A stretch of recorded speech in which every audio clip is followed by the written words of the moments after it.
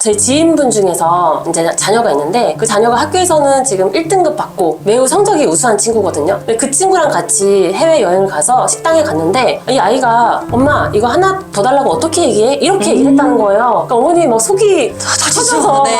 너 그것도 말 못하냐고 저한테 오셔서 막 하소연을 하시더라고요. 그만큼 영어 성적과 회화는 별개라는 것 같아요. 영어 회화를 잘하게 만들 수 있는 이 적절한 시기가 있잖아요. 네네. 원장님께서는 언제라고 생각하세요, 그 시기가? 사실 영어에 대한 노출은 안녕하세요.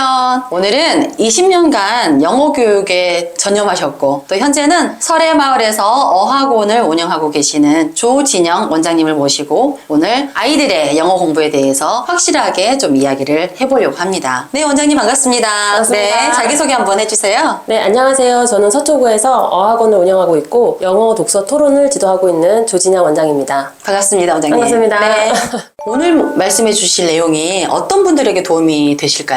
네, 오늘 영상은 영어를 시작하는 유치, 초등 자녀를 둔 부모님들께는 굉장히 큰 도움이 될 것 같고요. 우리 아이가 영어로 듣고 말하는 걸 잘하고 싶다, 혹은 어떻게 하는지 방법이 궁금하다 하시는 부모님들은 꼭 이 영상을 시청하셨으면 좋겠습니다. 원어민처럼 유창하게 하는 아이들이 있잖아요. 네네. 이런 아이들의 특징이 있다면? 네, 그런 아이들의 특징 분명히 있어요. 기본적으로 언어 감각이 뛰어난 친구들은 분명히 있거든요. 근데 그런 친구들 외에도 회화를 잘하는 친구들은 크게 세 가지 특징을 가지고 있어요. 첫 번째는 그 아이들은 굉장히 활동적이고 말이 많아요. 아마 다른 친구들보다 말이 2배 정도는 많은 친구들은 그만큼 말할 수 있는 기회도 많아지고 시도할 수 있는 시간이 많기 때문에 영어 회화가 더 빨리 늘 수밖에 없는 것 같아요. 그리고 두 번째는 진짜 중요한데 자신감인 것 같아요. 이 친구들은 진짜 자신이 난 영어를 되게 잘한다고 생각을 하거든요. 그래서 실제로 틀려도 그냥 이 친구들은 굉장히 편안하게 유창하게 잘 얘기할 수 있는 이 자신감이 굉장히 중요하다고 생각을 합니다. 세 번째는 친화력이 좋은 친구들이 영어 회화가 빨리 느는 것 같아요. 원어민을 만났을 때도 그 친구 사람들하고 친해지기 위해서 더 다가가다 보니까 그만큼 더 많은 기회를 가질 수 있는 것 같습니다. 영어 회화를 잘하게 만들 수 있는 이 적절한 시기가 있잖아요. 네네. 원장님께서는 언제라고 생각하세요, 그 시기가? 사실 영어에 대한 노출은 빠르면 빠를수록 전 좋다고 생각을 해요. 하지만 아이들이 영어를 본격적으로 시작하는 시기는 한 우리나라 나이로 기준으로 5세, 늦어도 초등학교 입학 전에는 시작을 해야 초, 중, 고에 가서도 영어를 학습하는데 훨씬 더 편안하게 만들 수 있는 발판을 마련할 수 있다고 생각하는데요. 근데 여기서 많은 어머님들이 제가 이렇게 말씀드리면 걱정을 하세요. 어떤 걱정을 하죠? 먼저 학교 가기 전에 영어를 빨리 배워서 아이가 모국어인 한국어의 발달이 너무 늦어지는 게 아니냐 이런 걱정을 하시는데, 제가 봤을 때는 한국어도 영어도 언어이기 때문에 서로 긍정적인 영향을 주는 것 같아요. 그래서 실제로 국어를 잘하는 친구들이 영어도 잘하고 영어도 잘하는 친구들이 국어도 잘할 수 있다는 그런 시너지 효과가 난다는 거죠. 그리고 사실 초등학교에 가면 아이들이 아무래도 한국어를 훨씬 더 많이 쓰기 때문에 자연적으로 영어만큼 한국어 실력도 는다고 생각합니다. 단어만 암기하고 문장 암기하고 이런 애들 굉장히 많잖아요. 네네. 그런데 이런 단순 암기가 과연 회화에 도움이 될까요? 단순 영어 암기는 회화에 절대 도움이 안 된다고 생각합니다. 사실 영어에는 정말 다양한 의미가 있는데 우리나라 단어책에는 페이퍼면 종이, 펜슬이면 연필 이렇게 한 단어만 있기 때문에 아이들이 그 뜻 외에 전혀 다른 단어를 알 수가 없다는 게 가장 큰 문제예요. 그쵸. 그렇게 암기를 하다 보면 아이들이 그 뜻 하나만 알기 때문에 다른 뜻으로 문장에서 쓰였을 때는 아이들이 이해할 수 없다는 거. 적용이 안 된다는 적용이 거. 전혀 안 되죠. 그리고 내가 직접 문장을 만들어서 사용할 때는 그 단어를 사용할 수가 없는 거예요.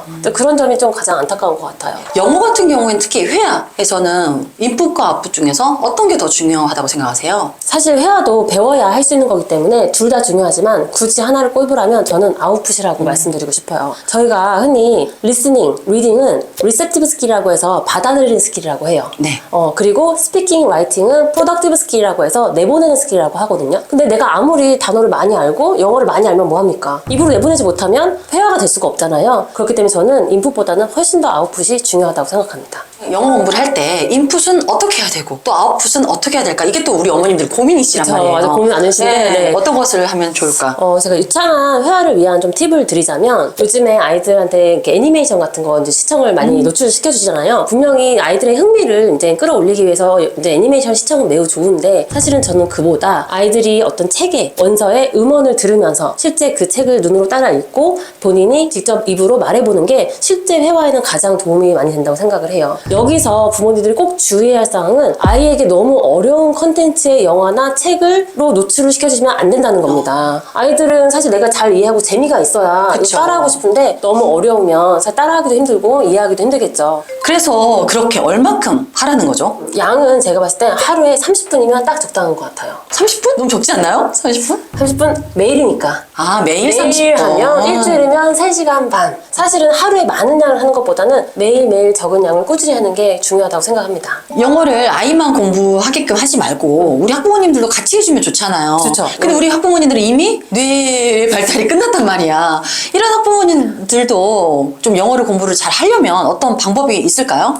사실 어른들도 충분히 영어 회화 실력을 쌓을 수 있죠. 물론 공부하는 시간이 확보된 아이들보다는 시간이 좀 부족하긴 하지만 어른들도 꾸준히 연습하면 충분히 영어 회화를 잘할 수 있다고 생각을 합니다. 아까 제가 말씀드렸듯이 아이들이 꾸준하게 하루에 30분씩 음원을 듣고 이제 말을 해야 한다고 말씀을 드렸잖아요. 같이 들으세요. 할 때 같이. 그럼요. 그럼 아이 공부할 때 내가 같이 해주면 아이도 지루하지 않고 엄마 아빠가 같이 해주니까 즐겁고 동시에 부모님도 같이 회화 실력을 향상시킬 수 있다는 겁니다. 간략하게 요약 정리해 주시고 영어 공부를 잘 하게끔 만들고 싶은 우리 학부모님들께 한 말씀 해주신다면 어떻게 말씀을 해주실까요? 갈수록 영어를 노출시켜주는 시기가 빨라지고 있고 부모님들의 어떤 노력도 더 커지고 있는 것 같아요. 그래서 엄마표 영어라는 것도 요즘에 많이 생겨나고 있는데 부모님들이 아이들 영어 교육을 시작하실 때 다양하게 노출시켜 주시는 거, 그 다음에 즐거운 환경을 만들어 주시는 거. 그래서 여기서는 너무 영어를 학습적으로 생각하셔서 극선행을 하지 않으시는 거, 이런 부분들을 조금 기억해 주시고 아이들한테 즐겁고 재미있는 환경을 제공해 주시면 아이들이 영어 회화를 꾸준히 잘 만들어 갈 수 있을 거라고 생각합니다. 그리고 앞서 말씀드린 것 같이 인풋, 아웃풋이 효율적인 스피킹 연습에는 굉장히 중요하기 때문에 부모님들이 그런 환경을 잘 만들어 주시는 거, 그리고 아이들만 하는 게 아니라 부모님이 같이 해주셔서 아이들이 조금 더